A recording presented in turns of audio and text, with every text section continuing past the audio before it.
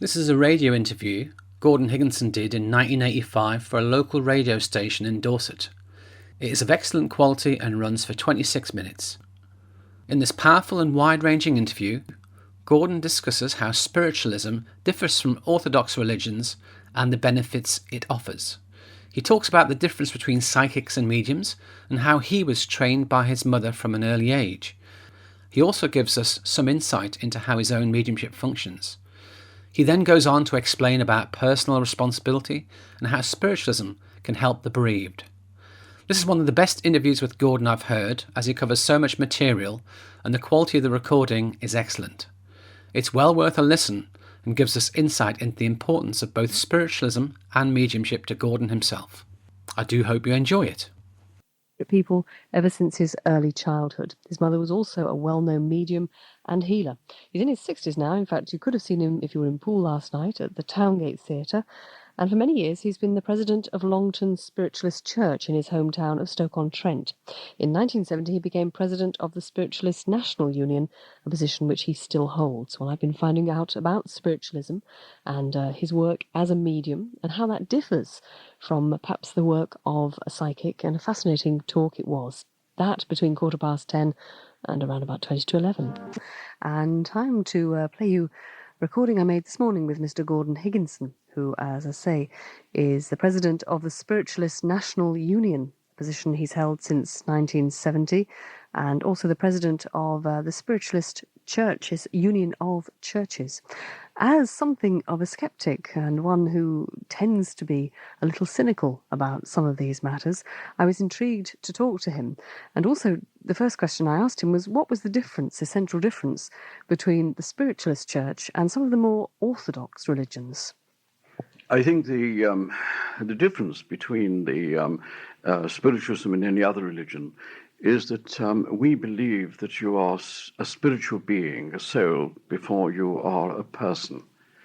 In other words, we believe that God is not a man or a woman or a separate personality other than a tremendous power. I don't think there are any words to describe what God is, because our vocabulary is only really for things that we have experienced upon earth. Now you can put a name to something that you don't know what it is, except you know it exists, and that there is some sort of universal mind and divine part. Now we believe that mankind has within them a part of God that can manifest for the good, and that it never dies. In other words, when you come to this earth, you are going through an eternal world, passing through many cycles of life here and in the next world. And it is a question of recognizing that we don't believe in death, you see. We don't believe in death at all. In fact, we say we don't even talk about it. We are accused of always being with the dead, and our answer to that is, but there are no dead, and love lives on. Now, we believe that when the body dies, the soul and the spirit doesn't, and it continues. And although it is in another level of life, in other words, it's in another dimension of life, the link with this world is love. And in the right conditions, like, for example, last night in the demonstration, many came through, and I'm quite certain proved their identity. Because a medium is aware of people that you don't see and hear through your normal senses, but are conscious of their presence. And in that moment, you can, through the mind, communicate by receiving thoughts from them.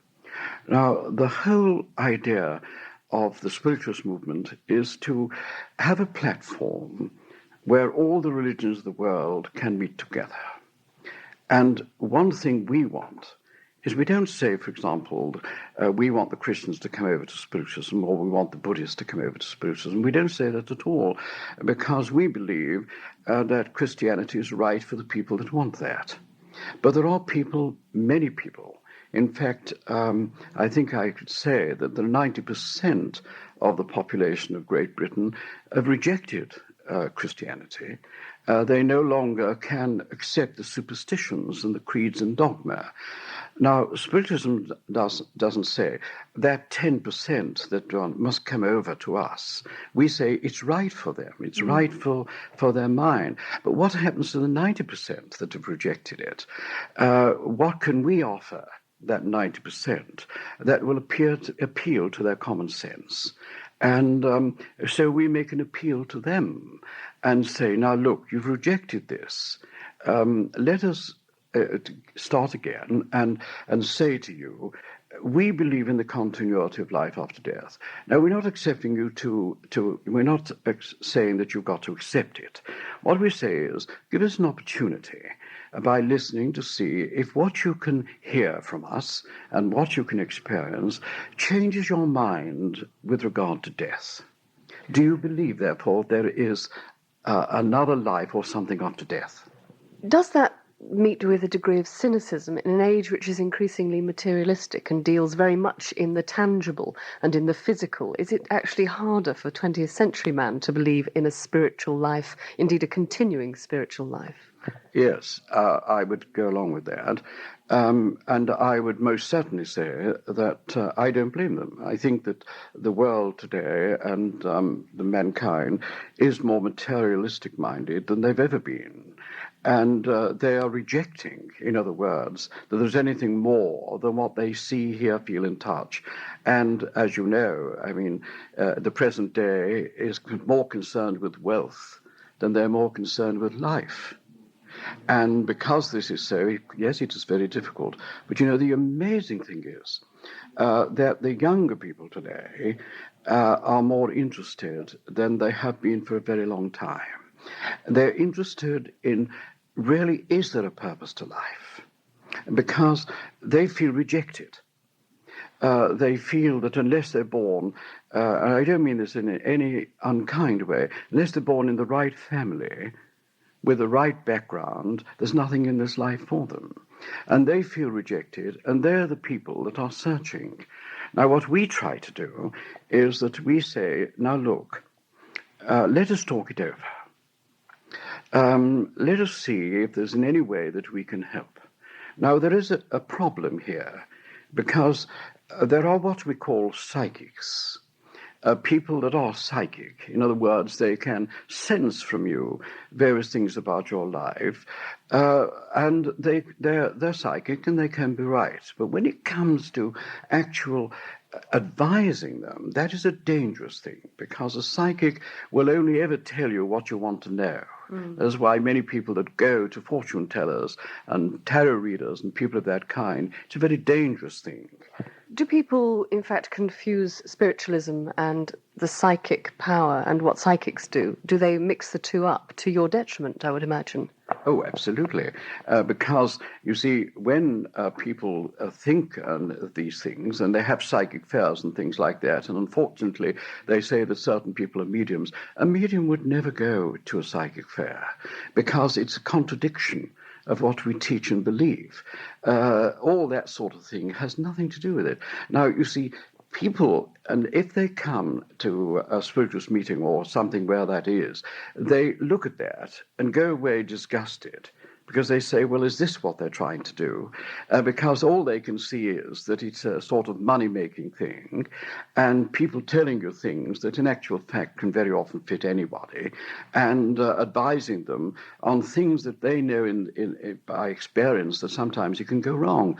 Now, the idea of a medium is, first and foremost, they have to have a gift. Now, I have been gifted all my life. I come from a family of mediums. My grandmother was a medium, my mother was a medium, my great uncle was a medium. When did you first discover that you were a medium yourself? I don't think I discovered it until I was about 8 years of age, although I had been a natural medium. I was talking to people that in those days that I thought were real, only to be told later on by my mother that they were people that were not real, that they were spiritual beings. And I was quite shocked about this. And she then took me under her wing, as she was a very experienced medium, and trained me. And I took my first meeting when I was 12 years of age. I was going to ask, is it something that we can develop? Is it a natural gift, or is in fact there the power in all of us to have this sort of higher understanding almost and this heightened awareness? Is it something that can be trained? You know, I'm more delighted with this interview that you're giving me the right questions that I wanted to answer for a very long time. There is a tremendous difference between the psychic, because everyone's psychic. There's not a person born that is not psychic, that can develop that sort of psychic energy that can tell people various things about other people.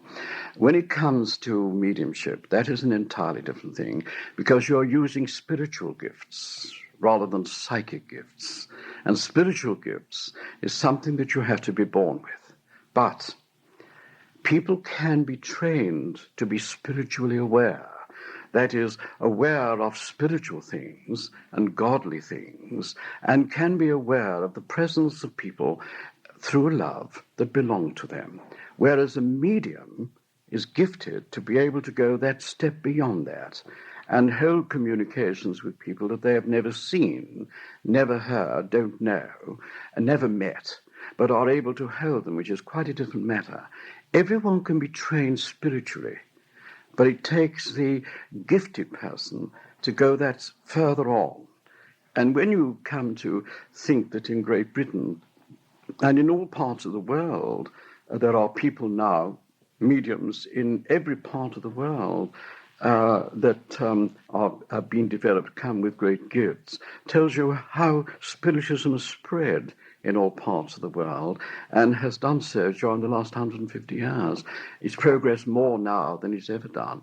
But, and I do have to say but here, one must be able to find the difference between the psychic and the medium. The medium is gifted, and they are the people that people should always go to. They should be aware of the psychic, because the psychic spoils spiritualism, because it brings the wrong people to us. What we want are the people that are searching for a purpose to life and to find out if there is a God and whether there is a reason or whether we're all here by mistake. Now, I don't believe that, of course. I believe that there is a divine purpose, and I believe that everything in life has some divine purpose to it.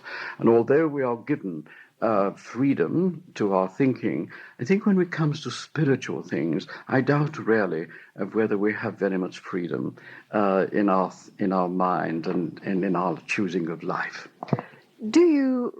Could you describe what happens to you as a medium when you are able to, when you get information coming in about somebody? Because your information is not this sort of vague, I see a tall, dark stranger type of information. It's very specific. It is, in fact, names. It can indeed be places, and I think must stagger people by its accuracy. What happens in your head when this information is coming in? Yes, I think, in the first place, I must tell you that the training that I went through was very rigid and very, very intense. It was. When you come to think that from a young boy of 8, right through and as far as I can remember, that I had to go through very rigid training. My mother was very strict in her training, and she insisted that I did it right and taught me concentration, deep meditation, prayer, all the things that I need to do my work. Did that ever get you into trouble as a young boy? I would imagine that put you slightly out of sync with the rest of your peers and your contemporaries. Yes, it did, and also at school, of course, because I always seemed as though I was daydreaming, and also that I used to be able to find the answers to various things like questions that I was unable to really answer in the normal way. But going back to this this development and getting it right, you see, it is so easy to give people messages in what I call the touching the surface of it. A person that, for example, comes and is probably very weary and worn and probably looks tearful, you pretty well know instinctively that they probably have lost someone they dearly love. Now, an untrained person will go for that and will tend to go to old people and say, oh, your mother's with you, and build on it. That is not what a medium does. You see, a medium is trained to be able to be overshadowed by the Spirit. In other words, when we are giving a message, when I'm giving a message, I forget time. I forget everything. I don't even know at times where I am, because I'm more conscious of what we call the other world than I'm conscious of this one. And you go so deep into it that you are at one with the Spirit, and as you're talking, it's flowing through, and you are uttering words as though your mouth is opening, and what you're saying is coming on its own. It's as close as that. I do naturally have to see, but I do hear voices and names and things like that, because I've been taught how to tune in onto that level that sound comes to me. But I have to have the right conditions. What does this do to your own life? I mean, to say if you are very concerned or operating really as a medium, things coming through you, as a person yourself, do you ever feel that that's a side that you haven't been able to develop, or do you exist purely as a medium? I suppose that I do, although I am a businessman. I've run my own business and done reasonably well. As a medium, of course, I could have made a fortune, because I've had demands from all over the world, and I have given sittings to probably some of the most famous people in the world and some of the most well-known people in the world. And of course, the press and the media and the television have always tried to find out who I see and who I don't, because I don't invite people to my home. I go to theirs, so that people don't sort of see certain people arriving, so that it doesn't go around.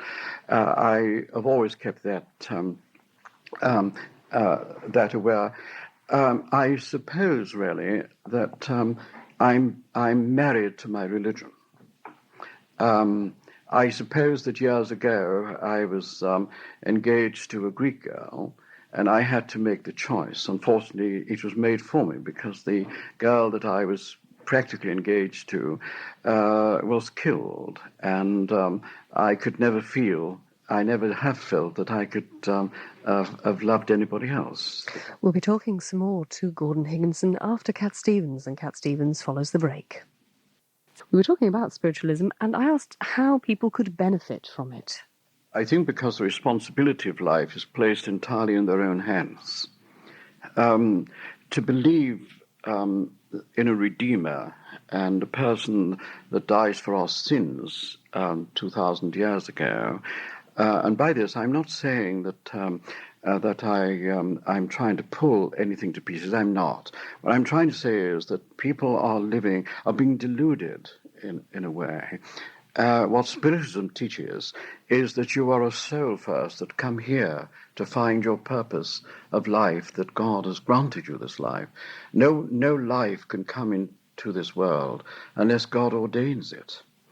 You mentioned the soul, and in fact the soul coming into this world, and souls have several goes at coming into this world. We were talking about one example.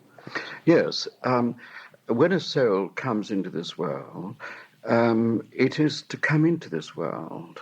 I know cases of where souls have come to people and they have had many miscarriages, and some aborted children.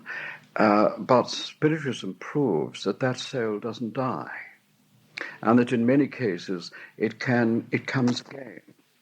I know cases of where people have aborted a child, and they've had a child later that was exactly the same soul, and there are evidences to prove that. You can't kill anything that's got the divine principle. Therefore, nothing really dies. And the soul is the immortal side of people. And it comes into this world, and the parents only provide the body. They don't provide the soul. God provides that. And memory, soul, and all these things are really godly. And the God principle, which we call the Great Spirit, is the life force that enables these things to function here upon the earth. Parents provide the body only. And it is their responsibility to bring a child up, to recognize their responsibility, their thinking, their living, their actions. They're responsible for it. So that we believe in the principle that you have a personal responsibility to your life. So do parents. You don't bring a child into this world just because it's the thing to have a child. You bring the child into this world, to this world, because you want that child, and because you want to give that child an opportunity and a start in life. And that is the whole principle of life. It is to prepare this world, to make it a wonderful place, so that the millions and millions of souls yet unborn will find a purpose here upon the earth, so that we don't just talk of material things, wealth and material, all what we can gather around us. We talk of something divine. Does that ever come into conflict then with the anti-abortionists who would claim that you are killing a life when you take life? I mean, that actually, there does seem to be a dichotomy of ideas between the two beliefs, really. One that you're taking life, where in fact you're saying that that isn't a life. Yes, because I believe, yes, of course it will. You see, I don't believe that people should dictate to other people. We should train them first of their responsibilities.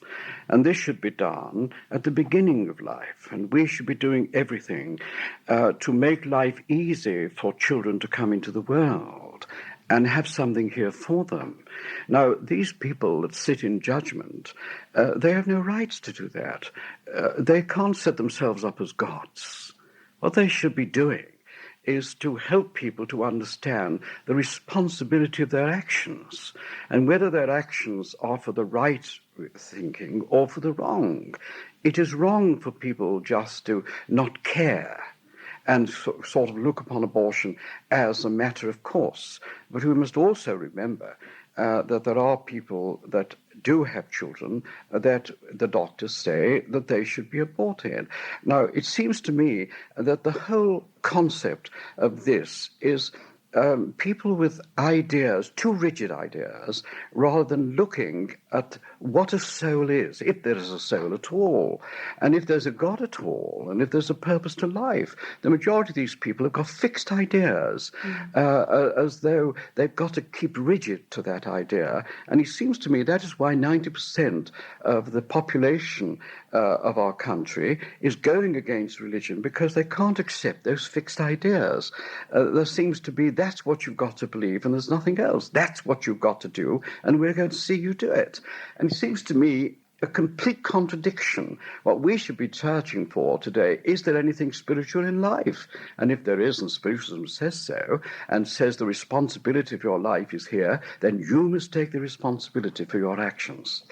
You mentioned, we've obviously talked about the spiritual aspect, but in fact, in many very practical, tangible ways, spiritualism helps people to get on with their lives, to perhaps not put behind them something which is distressing or something which has caused them grief in the past, but to come to terms with it and to recognise it. And you are instrumental, I believe, in helping people to do that. Yes, I once heard Claire Rayner, who was answering a question about life after death, because she's completely opposed to it.